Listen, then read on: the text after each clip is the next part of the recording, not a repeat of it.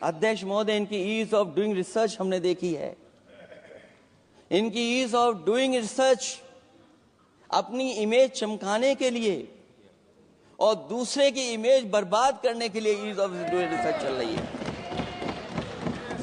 Ease of doing business, मैं देखता हूं जहां कहीं भी इन्वेस्टमेंट मीट होती है, देश के सभी मंत्री वहां पहुंच जाते हैं, सरकार के मुखिया भी जाते हैं वहां। मुझे याद है उत्तर प्रदेश में सबसे बड़ा आयोजन हुआ था इन्वेस्टमेंट मीट का।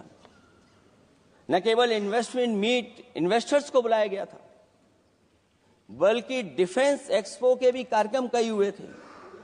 और अध्यक्ष महोदय, भरोसा ये दिलाया गया था कि जो एमओयू हो रहे हैं 40 लाख करोड़ के, उसको जमीन पर उतार लिया जाएगा। मैं इन्हीं डबल इंजन की सरकार से जानना चाहता हूं कि जो 40 लाख करोड़ के एमओयू हुए, उसमें कितना जमीन पर यह सरकार उतार पाई है। कहीं ऐसा तो नहीं है कि सरकार के डबल इंजन आपस में ही टकरा रहे हों। अब तो जो खबरें हम लोग पढ़ते हैं, न केवल इंजन टकरा रहे हैं अध्यक्ष महोदय, अब तो डब्बे भी टकराने लगे हैं। सुना है क्योंकि दिल्ली में चुनाव है, आप इंजीनियर की डब्बा हैं। ये हमारे पुराने माननीय सदस्य हैं, आप हम एक हैं, बस जगह अलग बदल गई। जिस विभाग के मंत्री हैं वो हमारा ही काम है, आप लोग अच्छा नहीं कर रहे हैं। अध्यक्ष महोदय, दिल्ली का चुनाव है तो मैंने राष्ट्रपति जी के अभिभाषण में सुना कि यहां पर मेट्रो की जो दूरी है वो दुगनी कर दी गई है, पटरी दुगनी कर दी गई है, एक्सपेंशन हो गया है इतना।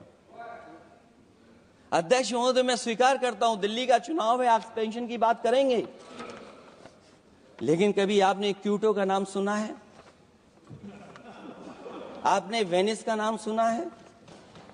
मैं अध्यक्ष महोदय आपके माध्यम से, जिसको क्यूटो बनाने के लिए सपना देखा गया था, 10 साल पूरे हो गए हैं, अभी तक वहां पर मेट्रो की शुरुआत नहीं कर पाए हैं। और अध्यक्ष महोदय, मैं ये बात इसलिए कह रहा हूं, अध्यक्ष महोदय मैं इसलिए बात कह रहा हूं कि जिस समय समाजवादी सरकार थी, जितनी भी मेट्रो आज यूपी में चल रही हैं, सब की सब समाजवादियों की देन है, एक भी आपकी देन नहीं है। और इस समय पर